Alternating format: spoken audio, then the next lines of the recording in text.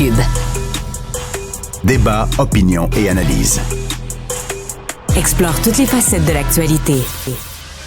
Ah, cher David Proulx, bonjour. Salut mon ami Rémi, ça va? Ça va bien toi-même?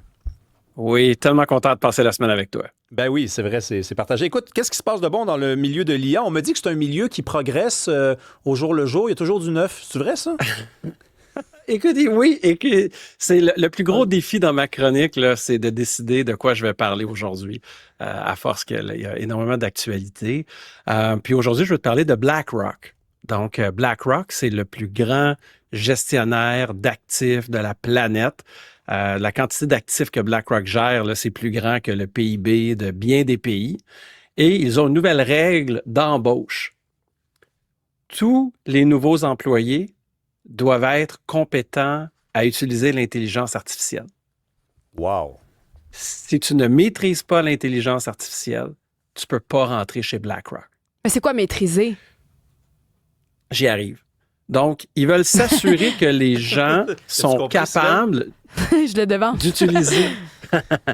L'écoute active, c'est excellent. Ouais, c'est... Donc, l'idée, c'est qu'ils veulent s'assurer que les gens ont le réflexe d'utiliser l'IA pour accomplir des tâches qu'ils ne devraient pas accomplir par eux-mêmes, mais également un aspect curiosité de s'assurer d'utiliser l'IA pour penser à l'extérieur de la boîte puis d'aller chercher des idées que la personne n'aurait pas eues autrement.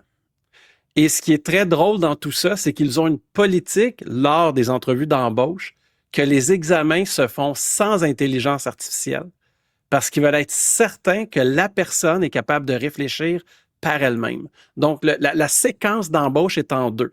Tu as la première entrevue où on veut vraiment voir ce que tu as dans la tête, puis ensuite, on veut s'assurer que ce que tu as dans la tête, tu vas te servir de l'IA pour bien faire ton travail. OK. Mais c'est intéressant, mais ça veut dire quand même que... Parce que là, j'étais en train de me demander si j'envoyais mon CV à BlackRock, puis là, je me disais, oh boy, moi, je suis pas le plus habile avec ça, mais à l'entrevue, je devrais être capable de passer à la première étape. Ben, puis aussi, ce qu'il faut, puis il y a deux, trois trucs. Un, pourquoi j'en parle ce matin? Parce que je sais que les gens ne vont pas appliquer chez BlackRock en début janvier en se disant, je veux une augmentation salariale, je vais aller appliquer là. Mais ce que je veux, c'est inspirer les entrepreneurs puis les gens de dire que ces grandes entreprises-là, du Fortune 5 ou du Fortune 100, adoptent les bonnes pratiques avant le reste de l'économie. Mm-hmm.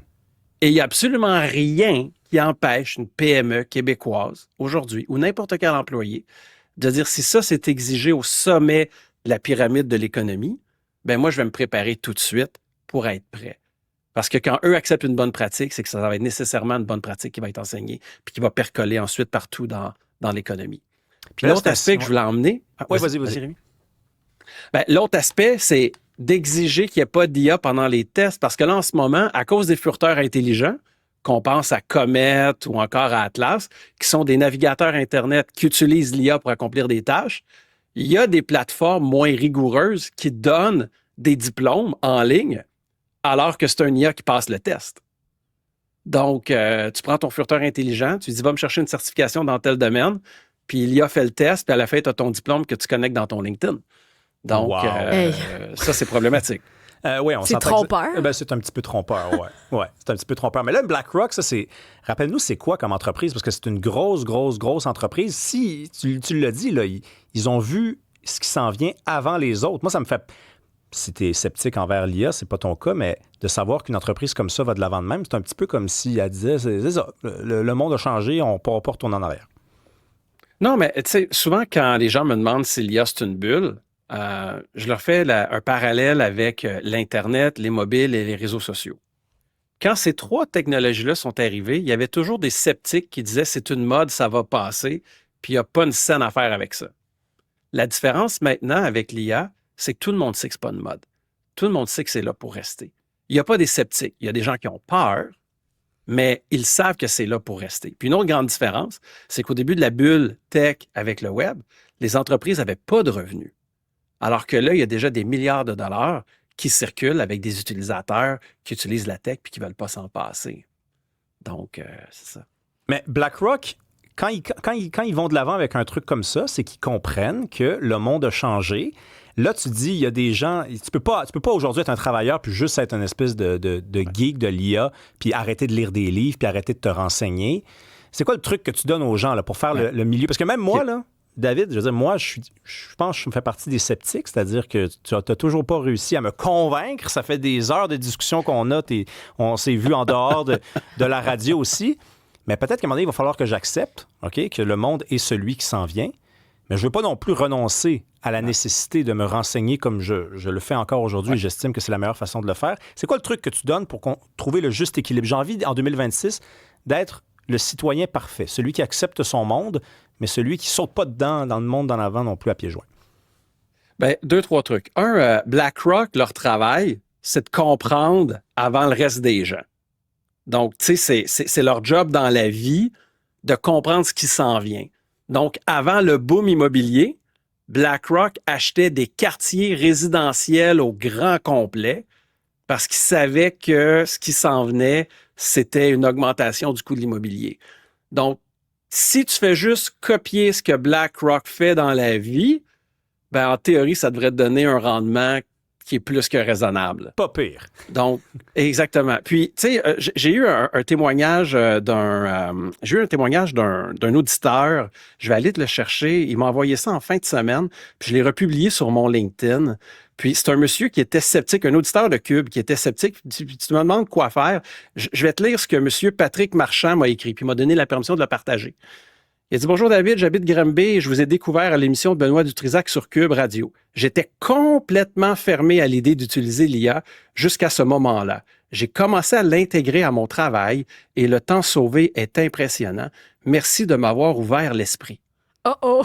Donc, moi là-dessus, ce que j'invite les auditeurs à faire, c'est essayer l'intelligence artificielle. Faites juste l'essayer. Il n'y a pas d'effet secondaire. Puis, vous allez avoir moins peur de la bête. Puis, vous n'êtes pas obligé de commencer avec le travail, là.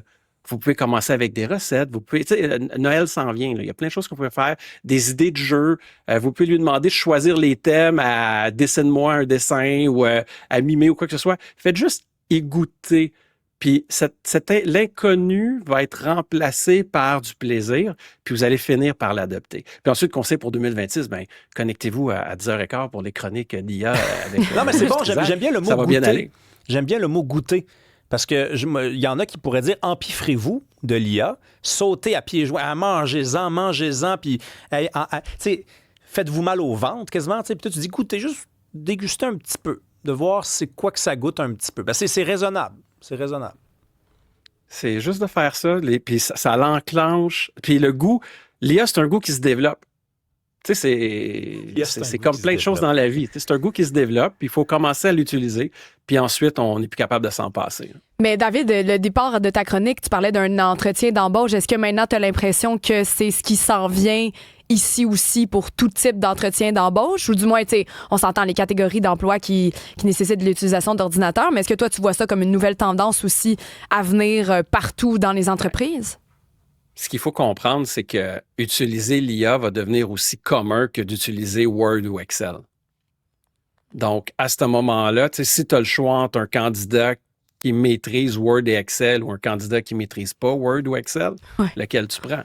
Non, mais donc, poser la question, c'est répondre. C'est exactement ça. Même si tu es contre l'IA d'un point de vue moral et philosophique, mais que si tu es un patron, tu es quand même bien mieux de prendre quelqu'un qui est capable de maîtriser ça. Je veux dire, c'est rendu une plus-value, c'est tout, là.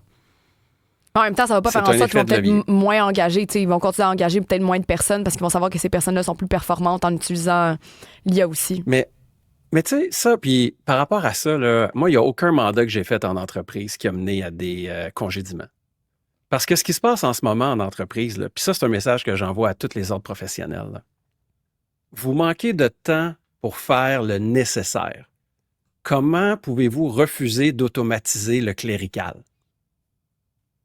Tu sais, moi, tu vois, cet après-midi, je m'en vais chez le notaire. J'ai eu de la misère à me trouver un notaire, là. Incroyable. Puis, tu sais, s'il y a un autre professionnel qui ralentit l'adoption des technologies, c'est bien la Chambre des notaires. Puis, comment ils servent bien le public? Comment ils aident monsieur, madame, tout le monde à avoir un testament si tu as de la difficulté à avoir accès à un notaire? Ils sont supposés de protéger le public, il n'y a pas d'accès. Donc, le plus qu'on peut automatiser dans leur processus, le plus de leur bon travail de conseil de notaire qu'ils aiment faire, ils vont être capables d'offrir à la population. Donc, c'est Moi, ça qu'il faut comprendre et accepter. Je vais prendre ton conseil au mot. David Proulx te dit tantôt goûter à l'IA, utiliser des recettes, te dit juste commencer avec des recettes. Moi, j'ai des cartes de Noël à écrire cette semaine. C'est l'IA qui va s'en occuper. Ben ouais. Bon, ben là, ouais. ça, Non, c'est plate. je vais demander à l'IA d'écrire mes cartes de Noël. Merci beaucoup, David Proulx. On s'en parle voyons. demain. Ah. À demain.